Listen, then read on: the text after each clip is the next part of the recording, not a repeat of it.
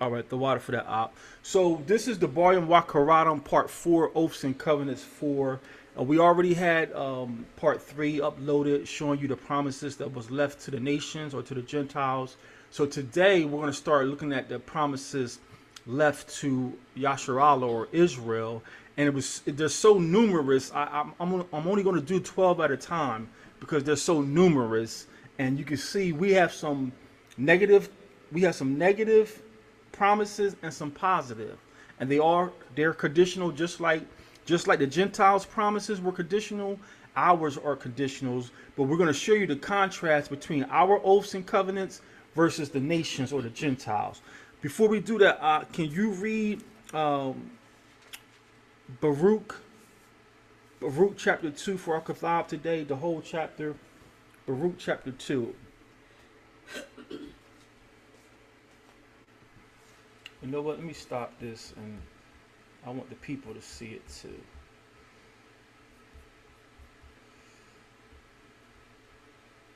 So it's 35 verses, I believe, but it's parallel to this class.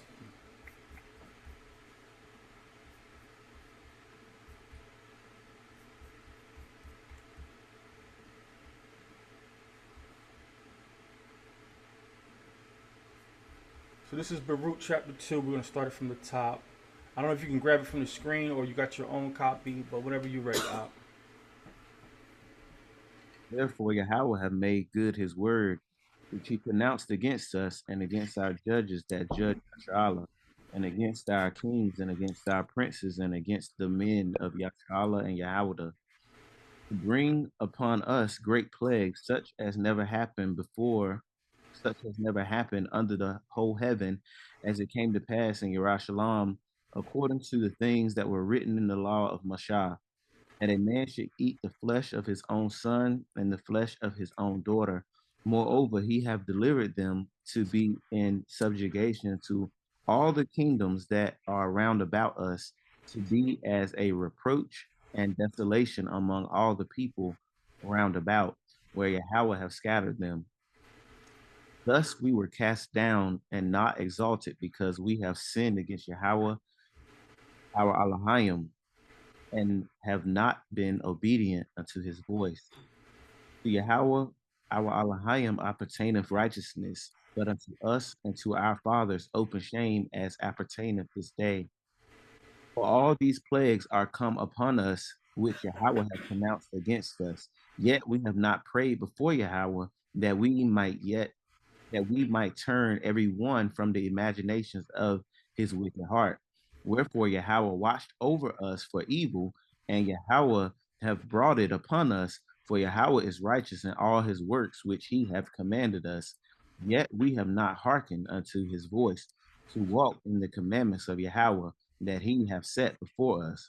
O now, O Yahweh, Elohim of Yasharallah, that has brought thy people out of the land of Matazariam with a mighty hand and a high arm, and with signs and with wonders, and with great power, and has gotten thyself a name, as appeareth this day. O Yahweh, our Elohim, we have sinned, we have done ungodly, we have dealt unrighteously in all the ordinances. Let thy wrath turn from us, for we are but a few left among the heathen, where you have scattered us. Hear our prayers, O Yahweh, and our petitions, that deliver us for thine own sake, and deliver us for thine own sake, and give us favor in the sight of them which have led us away, that all the earth may know that you are Yahweh our Elohim, because Yasharallah is his posterity, and his Yasharallah, his posterity, is called by thy name. O Yahweh, look down from thy holy house and consider us. Bow down thy ear, O Yahweh, to hear us. Open thine eyes and behold, for the dead that are in the graves, whose souls are taken from their bodies, will give unto Yahweh neither praise nor righteousness. But the soul that is greatly vexed, which goeth stooping and feeble, and the eyes that fail, and the hungry soul, which will give thee praise and righteousness, O Yahweh. Therefore For we do not make our humble supplication before thee, O Yahweh our Elohim, for righteousness, for the righteousness of our fathers and of our kings, for you have sent out thy wrath and indignation upon us, and you have spoken by your servants the prophets, saying, Thus saith Yahweh, bow down your shoulders to serve the king of Babylon. So shall you remain in the land that I gave unto your fathers. But if you will not hear the voice of Yahweh to serve the king of Babylon, I will cause to cease out of the cities of Yahweh and from without Yerushalayim the voice of mirth and the voice of joy, the voice of the bridegroom and the voice of the bride, and the whole land shall be desolate of its inhabitants. But we would not hearken unto thy voice to serve the king of Babylon. Therefore hast thou made good the words that you spakest by thy servants and the prophets, namely, that the bones of our kings and the bones of our fathers should be taken out of their place. And lo, they are cast out in the heat of the day and the frost of the night, and they died in great miseries by famine, sword, and pestilence. And the house which is called by thy name hast thou laid waste, as it is seen to this day for the wickedness of the house of Yasharallah and the house of Yahweh. O Yahweh, our Elohim, thou hast dealt with us after thy goodness and according to all that great mercy of yours, as you spakest by your servant Mashah in the day that thou didst command him to write the Torah before the Yaladim of Yasharallah, saying, If you will not hear my voice, surely this great multitude will turn into a small number among the Gentiles, where I will scatter them. For I knew that they would not hear me, because it is a stiff-necked people. But in the land of their captivities they shall remember themselves, and they shall know that I am Yahweh Elohim, their power, for I will give them a heart and ears to hear, and they will praise me in the land of their captivity and think upon my name and return from their stiff neck and from their wicked deeds, and they shall remember the way of their fathers which sinned before Yahweh, and I will bring them again into the land which I have promised with an oath unto their fathers, Abraham, Yatazak, Yaquab, and they shall be masters and rulers of it. I will increase them, and they shall not be diminished. And I will make an everlasting covenant. I will make an everlasting covenant with them, and be to be their Elohim, and they shall be my people. And I will put no more, and I will no more drive my people of Yasharallah out of the land that I have given them. Whew. Oh man, these 35 verses is enough meat to eat for years. All praises to the great I am, the water out for reading. This one chapter is our foundation, what we're standing on today and forevermore. And this one chapter destroys so much of the Christian dogma that I'm on a mission to destroy, to save my people, my nation. First and foremost, going back to the top, Baruch chapter 2, verse 2. The Most High said, the things that I did to you in your land has never happened under the whole heaven. So when they take us to Romans 3 and says, well, all have sinned and come short of the glory of God, is out of context, because Israel sinned greatly because we had the covenant. So he punished us greatly and greater than all other nations. So that's just one verse. And then he said that he scattered us to be subject to all nations. If all the nations have sinned, why weren't they scattered to serve the other nations? This one chapter is enough for you to sit someone down and try to help them see what the Most High is really doing. And they're fighting right now in that land. They're bombing, destroying people right now in that land because they believe that this is talking about them. But this Baruch chapter 2 is talking about us. It's talking about us. So this is going to set the tone. You see that the Most High has a different way to speak to us, and he has different promises to us. And the scriptures we're going to go over today is just going to confirm Baruch chapter 2. Any comments or questions about Baruch chapter 2 before we continue?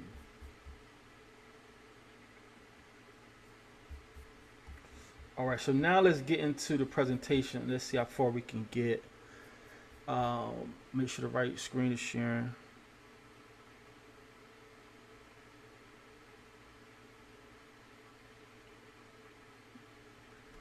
There's a lag.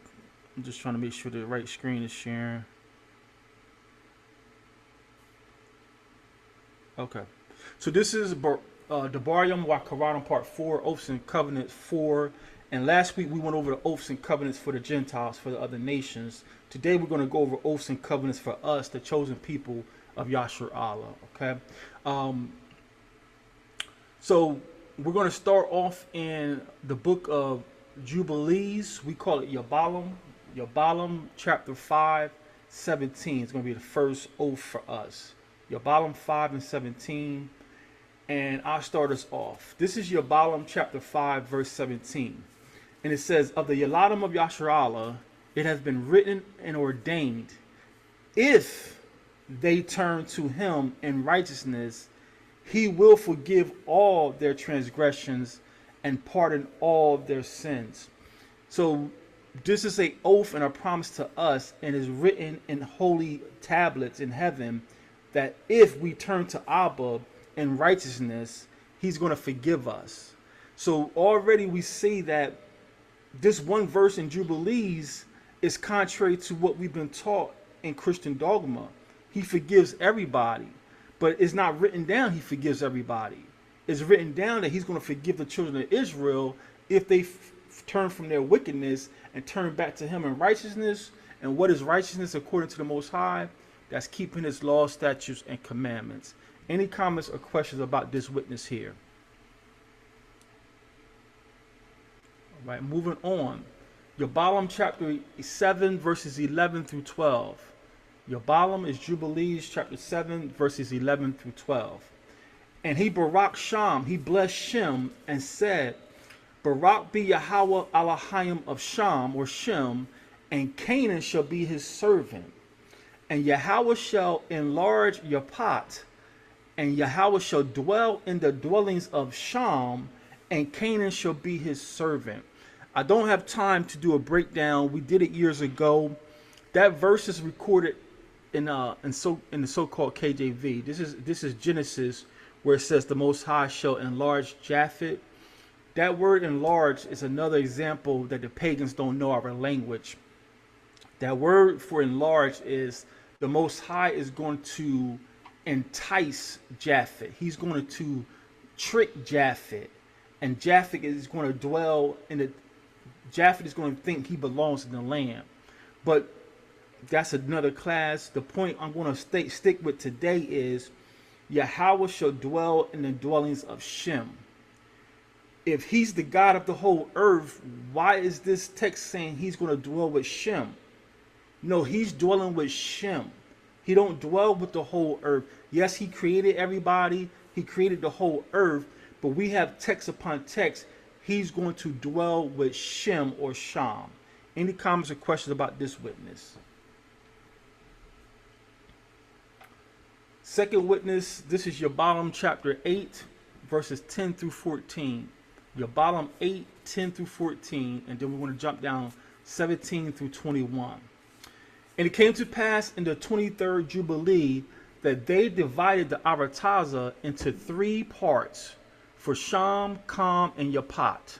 Sham, Kam, and Yaphat, according to the inheritance of each, in the first year of the first week, when one of us who had been sent was with them.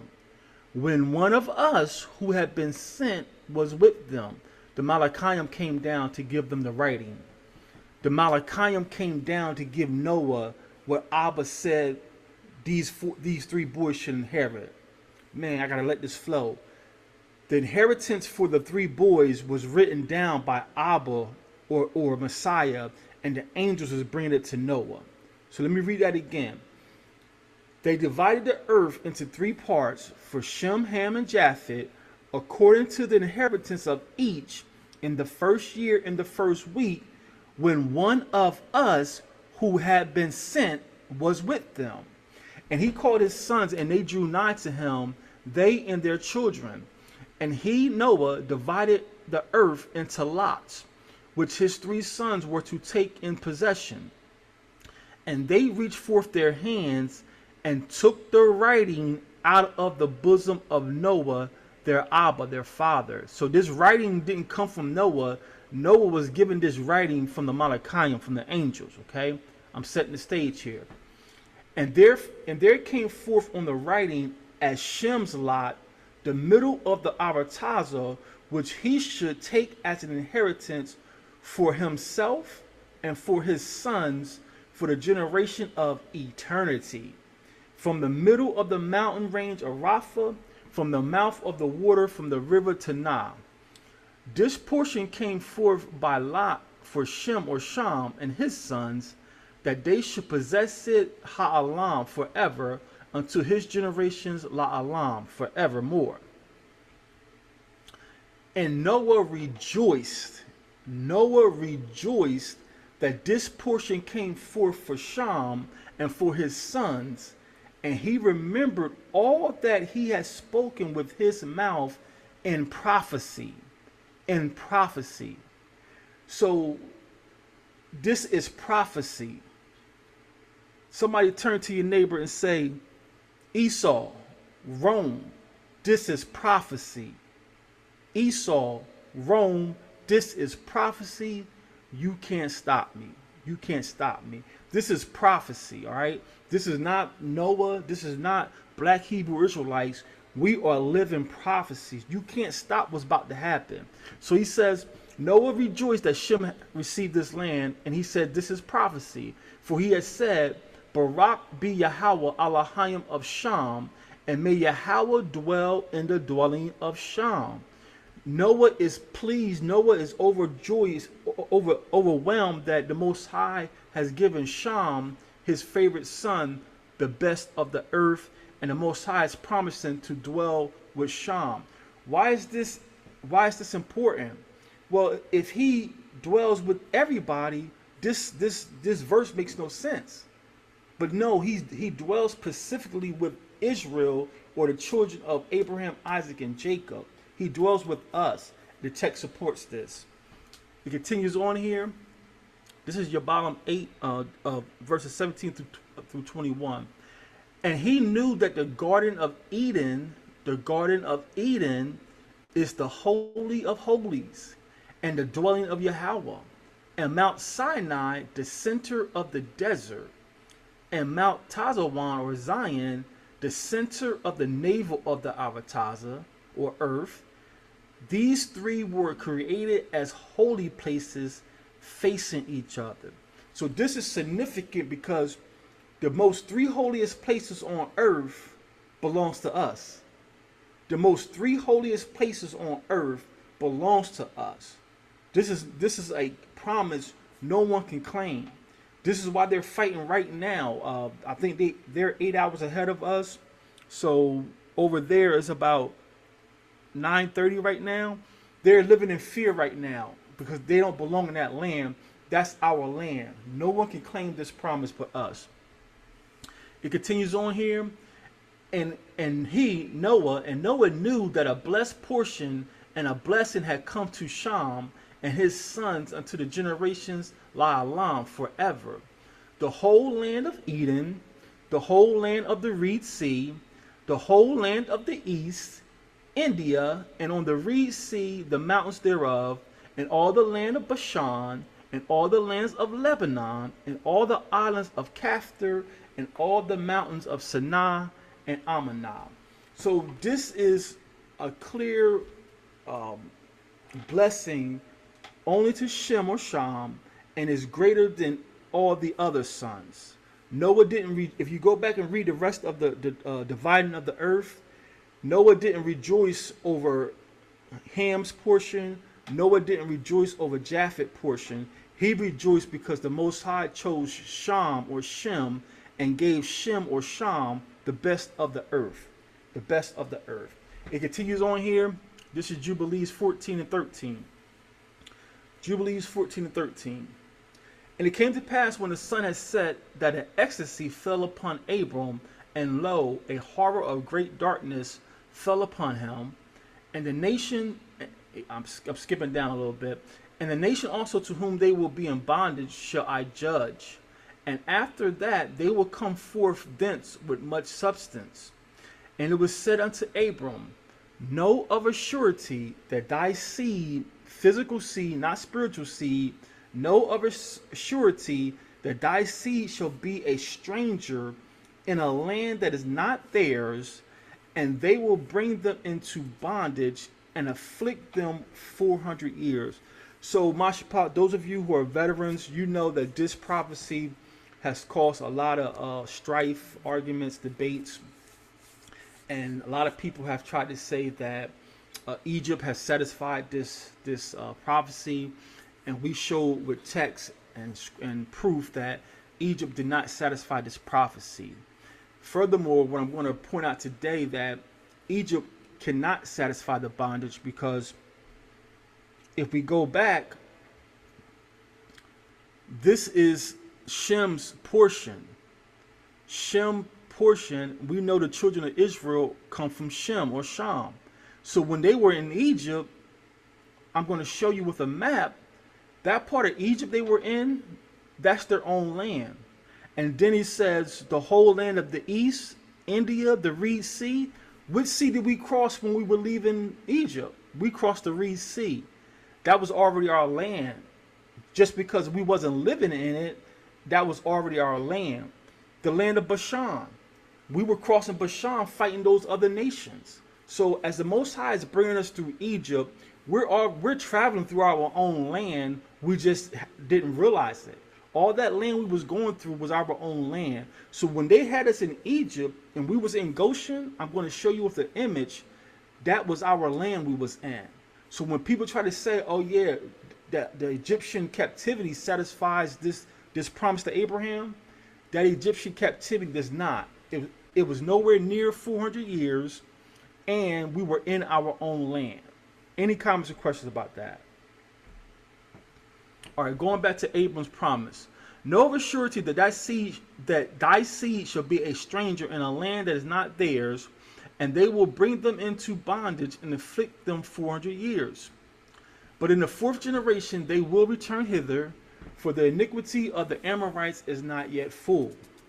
And he awoke from his sleep, Abraham, and he awoke from his sleep and arose, and the sun had set. And there was a flame, and behold, a furnace was smoking, and a flame of fire passed between the pieces. What I want to highlight here, family, is the text is saying Abram was asleep. If Abram was asleep, he didn't do anything. So if he didn't do anything, he didn't enter into a covenant. What he saw when he awoke, he saw fire burn up the offering, and that was our Father, the great I Am, making a covenant with himself. But Abraham is the benefactor. Abraham is the benefactor. But Abraham didn't take part because the text said he was asleep.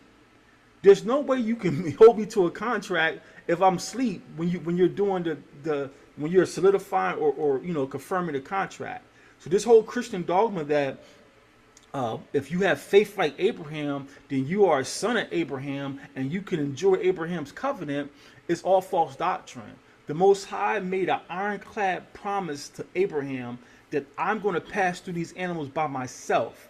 Meaning, if I don't bring your seed back to this land, if I don't multiply your physical seed, if I don't give your physical seed what I said I was going to give them, I will destroy myself. So this is something no nation can claim hold of. There's no such thing as a spiritual Jew. There's no such thing as a spiritual son of Abraham. No text, no scripture ever mentioned anything about being a spiritual inheritor of physical land. That don't even make sense. You're a spiritual inheritor of physical land. Make that make sense. This Christian dogma makes no sense. Any comments or questions about this before we move on? All right, so on the screen, this is an image, and this is very crude. It doesn't really do it justice. But what we just read in Jubilees, and for those who are not familiar with Jubilees, you can read this in Genesis. Abraham's entire land starts at the Nile River. The Nile River runs down Egypt, and that's where we were living when we were in Goshen. So from the Nile River in Egypt all the way to the great Euphrates River in Iraq. Iraq is modern day Babylon. Iraq is modern day Babylon. All this land, and this map doesn't do it justice. They're trying to cover a large land mass in a small image, but all this land belongs to Abraham. So there's no way possible that any of these captivities that's mentioned in Scripture covers the 400 years that Abraham's seed is going to be in bondage. All this land here, we had smaller captivities from the nations, and you read about that in the book of Judges. We had 8-year captivities, we had 10-year captivities, but all the captivities in Scripture, including Egypt, we were in our own land. That's our inheritance. So there's no way the captivities that's recorded in Scripture satisfies the 400-year prophecy. There's only one people have been in bondage, scattered outside their real land over 400 years, been afflicted, and that's us. We are the children of Israel. Any comments or questions about this? All right. And I don't think we need to read this just for Like, those yeah, who. Go ahead. sorry about that. I was trying to get to the button. I'm out here driving. I was just to make sure I heard you correctly. So you saying none of the captivities that people mention cover the 400 years, and the one in Egypt doesn't because we were in our own land at that time. Is that That's what you correct. That is correct. uh, When you read Abraham's true inheritance, Goshen belongs to Abraham. The text says from the Nile River, which is in Egypt, over to the Euphrates River, which reach into Babylon. That's all Abraham's land. So when the 12 tribes were in captivity in any of these lands, that captivity don't satisfy the 400-year prophecy. The water for that question. All right, yeah, we do got to read this. Shamoya, can you take over and take us to Barbershop 25? I'm going to let you go, and then I'm going to expound Genesis 25, and we're going to read the first 12 verses, or first 11 verses. Barbershop in the beginning, 25, 1 through 11. Genesis chapter 25, verse 1. Genesis chapter 25 and verse 1. Then again, Abraham took a wife, and her name was Keturah, and she bare him Zimron, and Yakshan, and Madan, and Midian, and Ishbak, and Shua. And Yakshan begot Sheba and Dedan, and the sons of Dedan are Ashurim, and Letushim, and Leumim, and the sons of Midan, Ephah, Epher, Hanak, Abadai, and Eldah. All these were the children of Keturah. And Abraham gave all that he had unto Yatazak. But unto the sons of the concubines which Abraham had, Abraham gave gifts and sent them away from Yatazak his son, while he yet lived eastward unto the east country. And these are the days of the years of Abraham's life which he lived, 103 score and 15 years. Then 175. and then I'm sorry, go ahead. Now just breaking it down to 175 years old when he died. And then Abraham gave up the Rawat and died in a good old age, an old man full of years, and was gathered to his people. And his son Yatazak and Ishmael buried him in the cave of Machpelah in the field of Ephron, the son of Zohar the Hittite, which is before Mamre, the field which Abraham purchased of the sons of Heth. There was Abraham buried, and Sarai his wife. And it came to pass after the death of Abraham that Yahweh blessed his son Yatazak, and Yatazak dwelt by the well Lahai Roy. All praises. These 11 verses also confirm that these translators can't understand our culture because people want to say that Abraham had two wives and he didn't have two wives. Just because the text, the heathens can't match us word for word, you're using words like Hagar was his wife. He took Hagar to be his wife. And that's not the fact. If he took Hagar to be his wife, why did he tell Sarah, that's your servant? You do with her as you see fit. I just want the boy. I just want Ishmael. So these pagans and a lot of these so-called Israelites, they don't learn our language in its original form, so they come up with all this false doctrine to suit their flesh. Abraham had multiple wives, so I could have multiple wives. But when he was buried, it says that his two sons, now mind you, we just read that he did, once Sarah died, he did go into this other woman and have more boys by this woman, but those boys wasn't even part of his burial. And then when he died, his boys, Isaac and Ishmael, they buried him next to who? Not Hagar. They buried him next to Sarah. So Ishmael knew his mom, Hagar, is really not Abraham's wife. But the text, because these pagans don't know our culture, you're using this one word wife to satisfy a woman, and you don't know the context of the word woman in Hebrew. Is she my wife, like my rib, or she's my concubine? She's my servant. Even Keturah boys, he sent them away. Now he wasn't being mean, he wasn't making them bastards. He recognized them as his sons, but he blessed them, made them rich. Y'all go this way. This is where you're at right now is only for Isaac, Yatazak. It's only for Yatazak. So again, it's just layers upon layers of destroying Christian dogma. You don't know the language, you don't know our culture. Abraham didn't have multiple wives, and when it came down to it, he blessed, before he passed away, he blessed Isaac. So we're just pointing out that culturally, that's why we say these are Israelite scrolls written by Israelites. Pagans put the word wife there, and now you got these brothers to this day trying to have multiple wives, and in this captivity, you can't even afford one wife. So Abraham didn't have multiple wives. When he was buried next to one woman, and that was Sarah. Then I'm just pointing out that the Christian dogma that they're spiritual sons of Abraham by converts who believe if you have faith, then you're a spiritual son. Textually, that makes no sense when he sends his physical sons away from Isaac.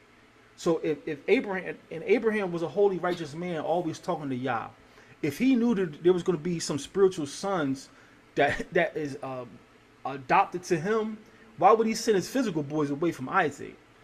This text is FUBU, for us, by us, and it's all about Abraham. So Isaac is now receiving all the promises that were given to Abraham. Isaac's physical seed is now the possessors of the promise. Any comments or questions about that before we move on? All right, so now what I wanted to do, I don't know if I got it. I want to go back to Jubilees chapter 16. Jubilees 16 verses 12 through 18. We're about to show you how the birth of Isaac came about and why it was special. Isaac's birth was special.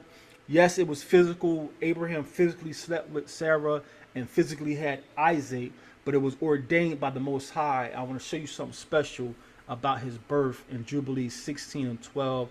I didn't pull this verse, I don't think, on the screen, so we just got to read it. Jubilee chapter 16 and 12. In the middle of the 6th month, Yahweh visited Sarah and did unto her as he had spoken, and she conceived.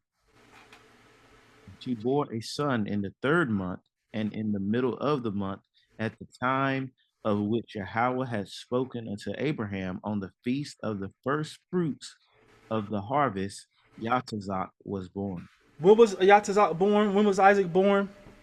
The feast of first fruits. Feast of first fruits. First fruits is what they call Pentecost. So Isaac or Yatazak, Yah has made me laugh. That's why Sarah called him Yatazak, because she laughed when Most High said she was going to have a child at what 90 or 99. Sarah laughed, and the Most High says, "Why'd you laugh, Sarah?" She said, "I didn't." He said, "Oh, but you did." And so when she finally conceived and brought forth birth, she laughed, and that's why his name is called Yatazak. When you do the glyphs together, Yatazak, the stomach is moving. The stomach is moving when you laugh, like the stomach goes side to side, up and down. So Yah has made me laugh. Yatazak is born during first fruits. Now I need the sisters here, especially the mothers. I need the mothers to help us out. Jubilees 16 verse 12, right? Because, I'm a father, but moms know this stuff. 24 weeks, 36 weeks, moms got it down like that, okay? Jubilees 16 and 12. In the middle of the 6th month, right? It says, Yahweh visited Sarah and did unto her, she conceived. So the Most High opened her wombs. Now he didn't do what he did. Well, I'm not going to get into the virgin birth. Abraham slept with her, and the Most High opened her womb up, and she became pregnant in the middle of the 6th month. So we know our months only have 30 days. So the middle of the 6th month is the 15th, right? She conceived and was impregnated. I'm just going to say for easy math, the 15th day of the 6th month, right? That's when she was pregnant. And then verse 13 says, and she bare a son. She gave birth in the 3rd month in the middle of the month. Again, the middle of 15 is 30. So she's impregnated in the 6th month, and she gives birth in the 3rd month. Does that equal 9 months?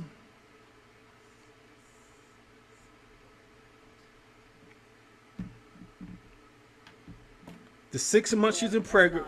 That's 9 months, right? So the 6th month of the year, that's the middle of our year, right? So she actually is impregnated in the middle of the year, and then 9 months she gives birth. So what's the 3rd month?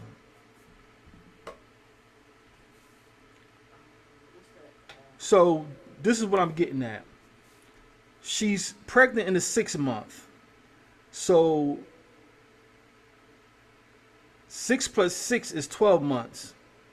So she's pregnant the rest of that year, and then she gives birth in the 3rd month.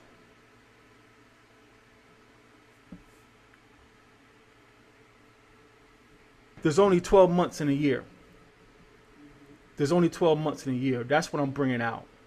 If you go back and break down these verses, we're learning something on the way to learning something. We have people out here, especially new folks, and I hate to see it, but they get attached to different assemblies who are, teaching that sometimes it's necessary to have 13 moons. And we don't see nowhere in scripture, either explicitly or implicitly like we're doing here, we don't see anywhere explicitly or implicitly where there's ever 13 months in the ancient world of the Israelites.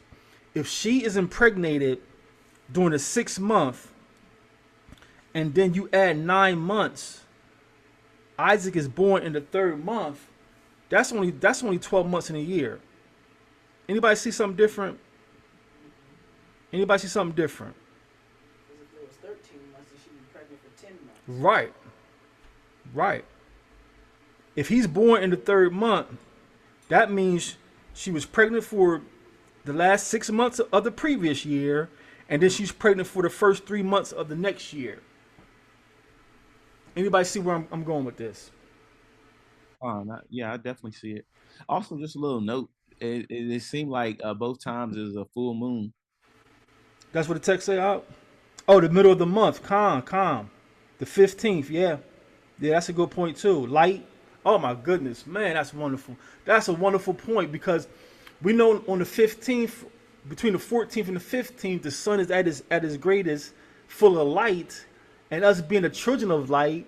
Oh man, that was a good eye. That was a good eye.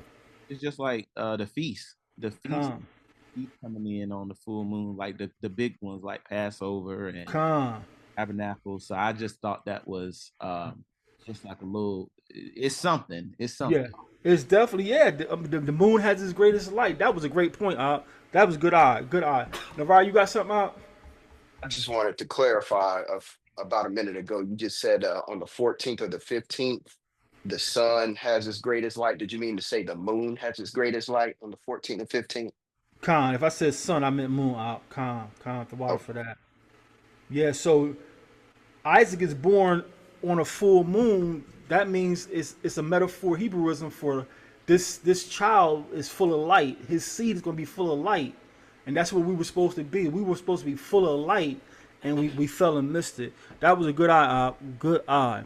So I just wanted to point that out. It caught my eye when I was reading it, and I was like, well, the sisters will be able to tell me if I'm wrong, but she's pregnant for 9 months, and he's delivered the third month of the year.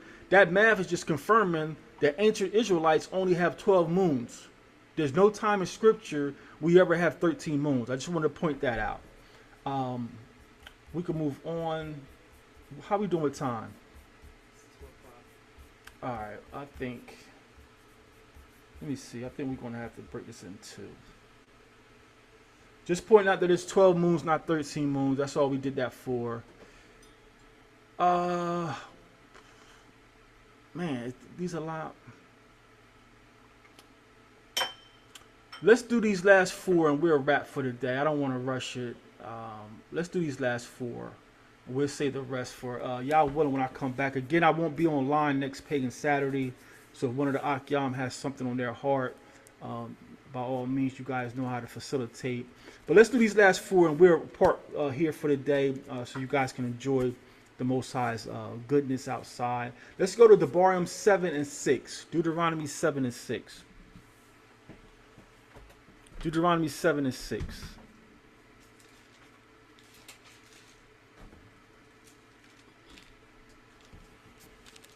This is a staple now.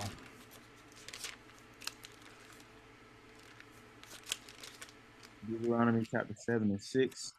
For thou art a holy people unto Yahweh Allahanawa or your Allahayim.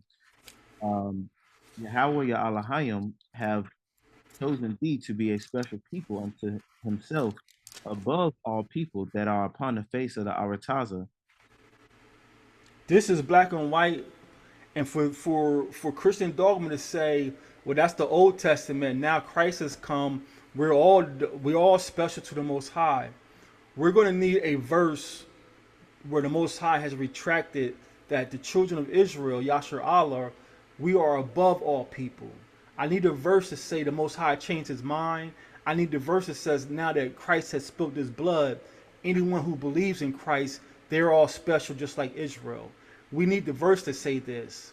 We hear a lot of Christian pastors screaming it and singing it, but we don't hear no Christian pastor reading it. We want the text to say Israel has lost their special place with Yah, and now because of the blood of Christ, everybody who believes and accepts Christ, they're all special as Israel was. That's the doctrine, that's the dogma they're pushing, but they're pushing it without any text. They're pushing it without any text. So the Most High says we are above all peoples of the earth. We are special to him. Let's drop down to verse 12 and get it again out. Verse Did you finish that up? What did you stop at? 6 through 9? verse 7. Okay. Yahweh did not set his love upon you, nor choose you, because you were more in number than any people, for you were fewest of all people. Uh-huh. Yahweh loved you, but because Yahweh loved you, and because he would keep the oath which he has sworn unto your fathers, have Yahweh brought you out with a mighty hand and redeemed you out of the house of bondmen, from the hand of Pharaoh, Malak of Matazariam. So if this dogma that he loves everybody the same, this verse makes no sense. This verse says, not because y'all were so great and holy of a people and y'all were so mighty of a nation, but because I loved you, I pulled you out of Egypt. Well, this one verse just doesn't make sense with Christian dogma. He loves everybody. He said, no, I loved you, so I pulled y'all out of bondage. So this is just us reading the text. We're not getting people emotionally stirred up. The Most High has given us eyes to see. He loves Israel above all peoples. Read on, Op. Know therefore that Yahweh your Elohim, he is Elohim, the faithful Elohim, which keepeth covenant and mercy with them that love him and keep his commandments to 1,000 generations, and repay of them that hate him to their face to destroy them. He will not be slack to him that hateth him, he will repay him to his face. So you could do the math however you like. If you say a generation is 10 years, 1,000 times 10 is 10,000, I believe. I'm not a math person, so just double check me. If you say a generation is 40 years, 40 years times 1,000 generations, that's 40,000 generations. There's no way there's been 10,000 years or 40,000 years since the elders died. So he says, I love those who keep commandments and I hate those who hate me. So keeping commandments mean you love him, and not keeping his commandments mean you hate him. And he's going to repay you to 1,000 generations. This is why we live by the commandments, we teach the commandments, and we fight tooth and nail to keep these commandments each and every day to 1,000 generations. Now let's drop down to verses 12. Verse 12. Wherefore it shall come to pass, if you hearken to these judgments and keep and do them, that Yahweh your Elohim shall keep unto you the covenant and the mercy which he swore unto your fathers. And he will multiply, and he will love thee and bless thee and multiply thee.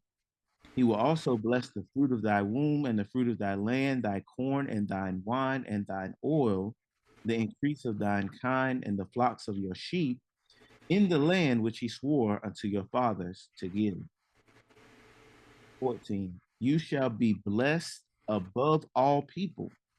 There shall not be a male or female barren among you or among your cattle. So this is black and white. We're not twisting this. The Most High says we are supposed to be above all people. We're supposed to be blessed more than all the other people. And how many times did I just read the word fathers? Your fathers, your fathers. And nowhere do you see spiritual fathers. It's fathers, meaning natural born descendants of Abraham, Isaac, and Jacob. This Christian dogma wants to spiritualize and Christianize everything. He keeps saying, remember the oath I swore to your fathers. The oath he swore to the fathers came with conditions, commandments, law, statutes, and commandments. The water for that. Let's go on to the next one. Washamoth 15, Exodus 15.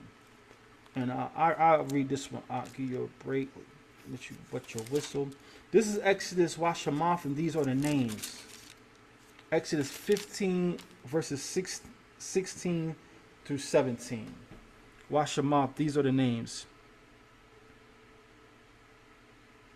Fear and dread shall fall upon them, but the greatness of thy arm they shall be as still as a stone, till thy people pass over, O Yahweh, till the people pass over, which thou hast purchased.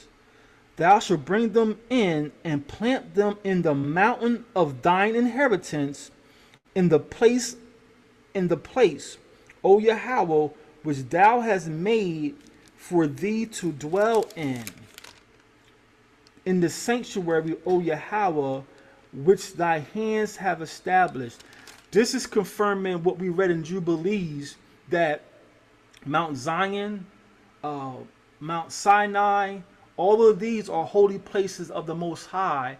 And now this text in Exodus 15 and 16 is saying Abba is going to set us in this place to be with him. These places are his inheritance, and we are part of his inheritance.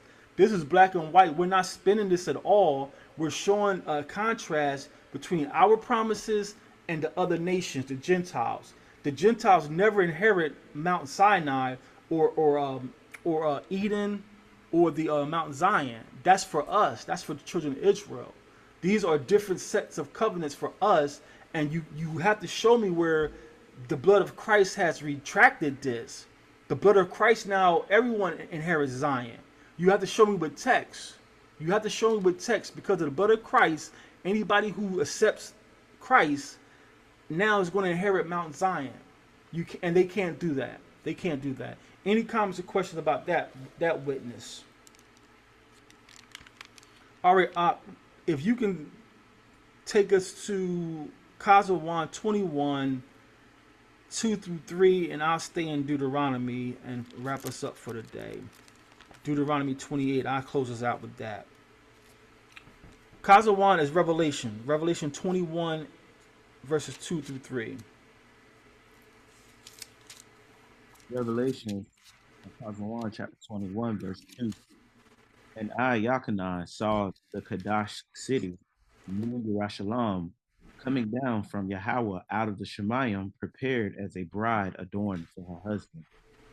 And I heard a great voice out of the Shemayim saying, Behold, the tabernacle of Yahweh is with men, and he will dwell with them, and they shall be his people, and Yahweh himself shall be with them and be their Elohim. All praises. Those of you who've been around forever, like Shamaria, Nariah, I'm not sure if Sister Joyce was here yet. Y'all remember I said years ago, I wasn't sure if Revelation 21 is just Israel. I was trying to gather the witnesses, and over the years we have stumbled across the witnesses, and one witness we read today where when Noah, back in Jubilees, when Noah was dividing the earth, Shem was given the middle of the earth, which included Mount Sinai, the Garden of Eden, Mount Zion. So this new Yerushalayim coming down is only for Shem's posterity. And like Nariah pointed out with the Sharash Ibar, the word Yerash, meaning inheritance, Yerushalayim is the city of inheritance, and this is only for Israelites. This is how we just kick it, keep it in context. I don't have to start screaming and moonwalking up here. I'm just reading the text and I'm showing you the text, and the text is supporting what I'm saying. I'm not stretching this thing out. I'm not trying to get you all hyped up on some black power movement. The text is for us. This text is FUBU, for us, by us. New Yerushalayim is for us. Not born again believers, not the Christian church, not the Baptists. It's for physical sons of Abraham, Isaac, and Jacob. Any comments or questions about that witness? All right, all praise the water out for that. I'm going to close this out today with Deuteronomy 28. Deuteronomy 28, and we're going to read the first 14 verses. DABARYAM, and these are the words. These are the words, or also promises or oaths. Deuteronomy 28, starting at the top. And it reads, and it shall come to pass, if thou shalt hearken diligently unto the voice of Yahweh thy Elohim, to observe and to do all his Matazawayim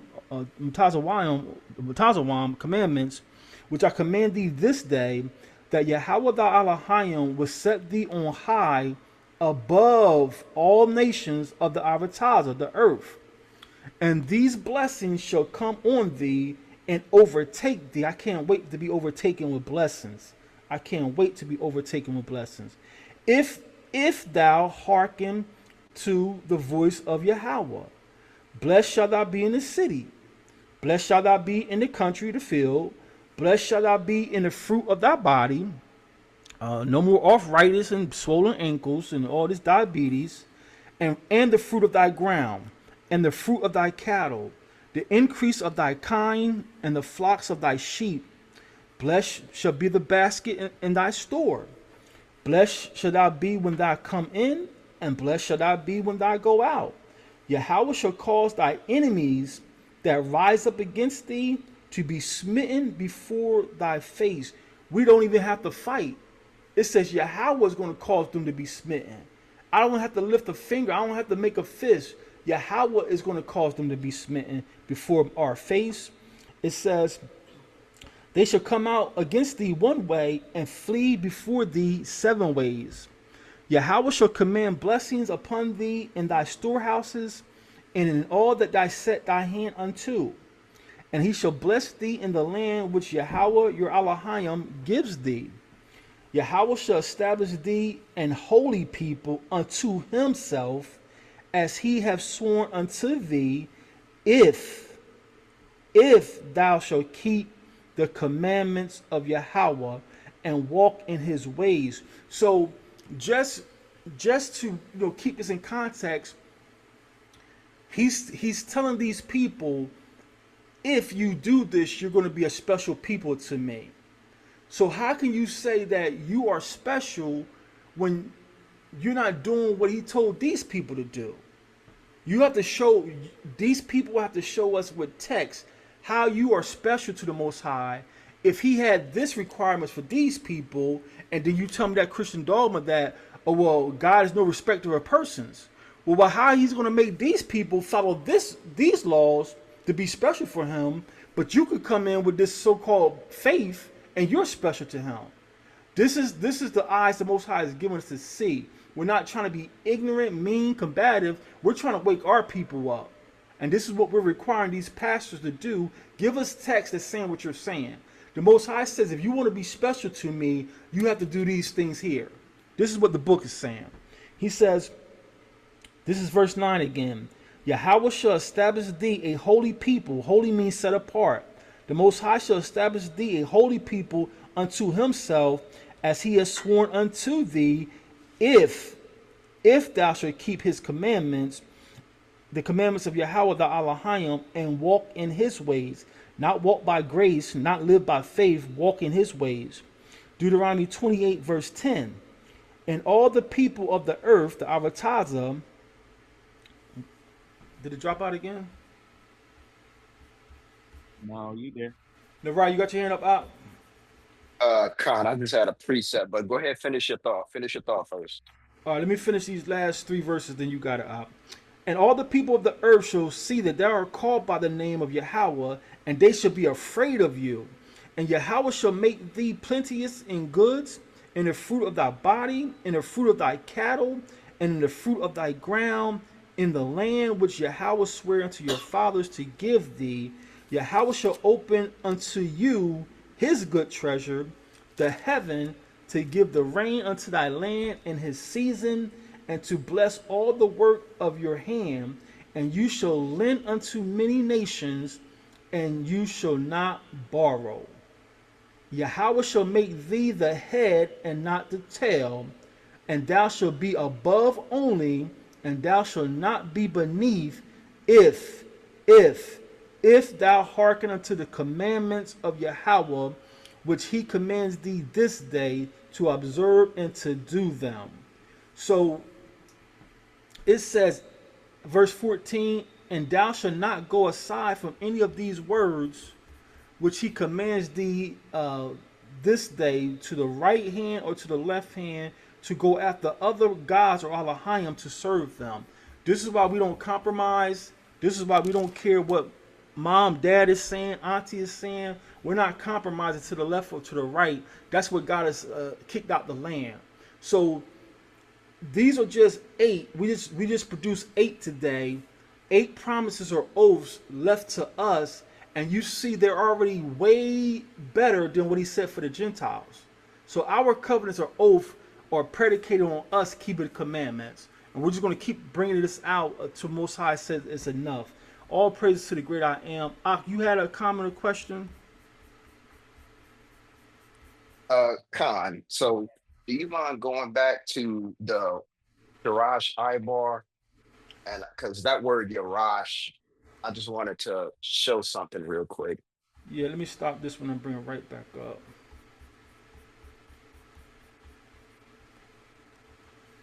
Acting weird. It's jumping on me. It's acting real weird.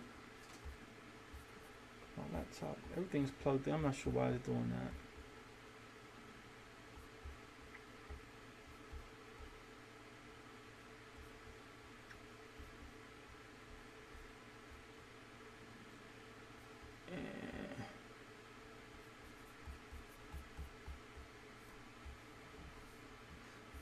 Do a new share. It should be back on the screen in a second. All right. And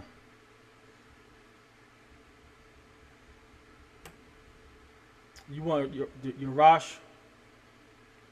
Con, that's fine right there.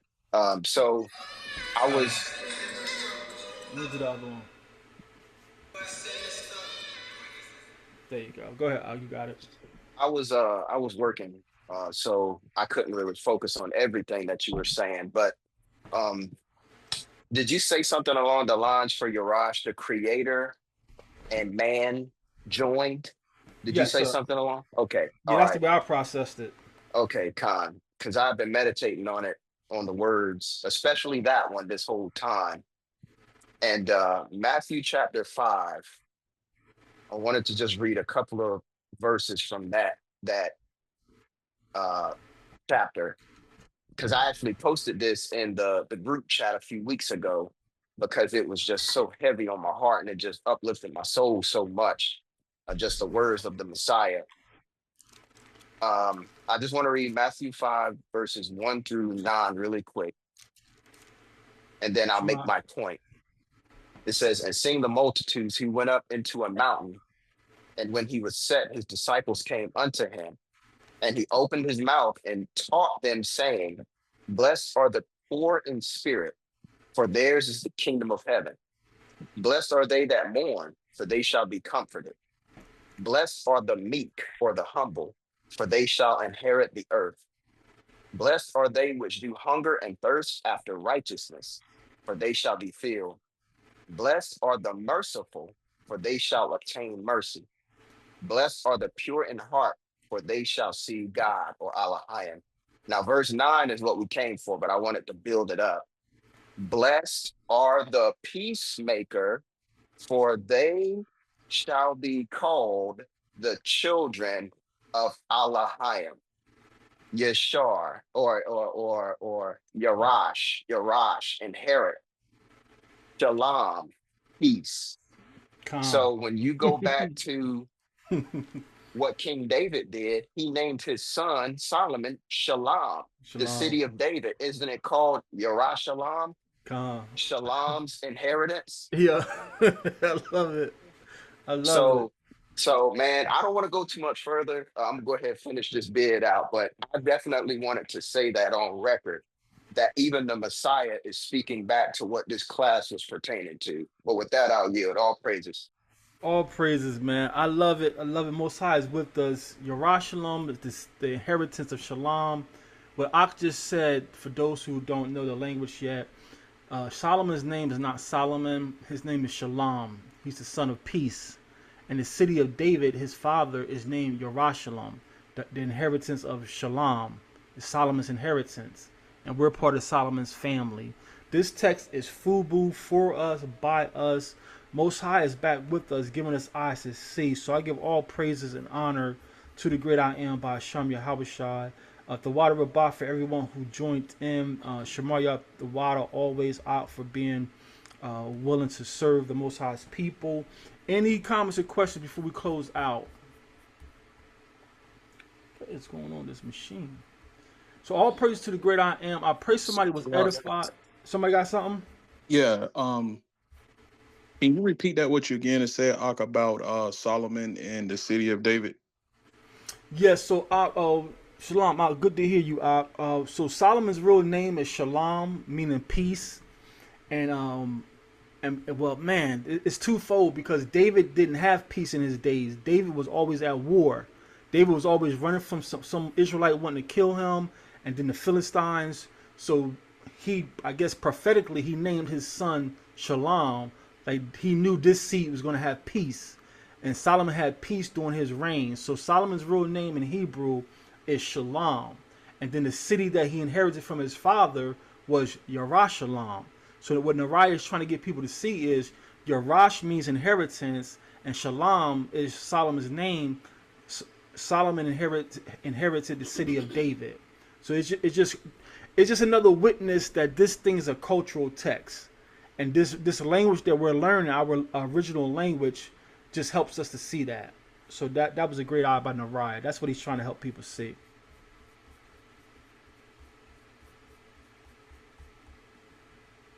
Did I answer your question, Up? Con.